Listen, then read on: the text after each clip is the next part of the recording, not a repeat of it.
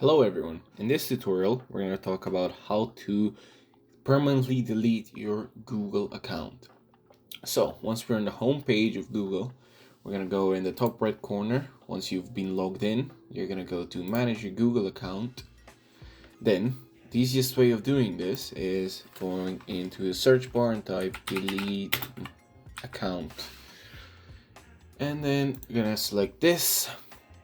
Then it's gonna probably ask for your password, so you're gonna enter that.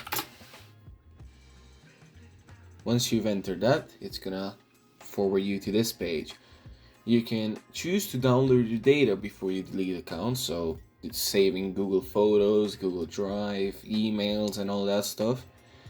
Then you need to make sure that you want to delete your account. Once you've made sure that you want to delete it, you're gonna check box these two squares, and then you're gonna go press delete account. Now I don't want to delete account, so I'm not going to press it, but that's the general step of doing it. You just press this button and from there on it's gone, no more.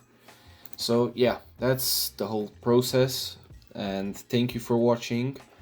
Have a great day. Make sure you leave a like, subscribe, and share this video, and see you in the next one. Goodbye.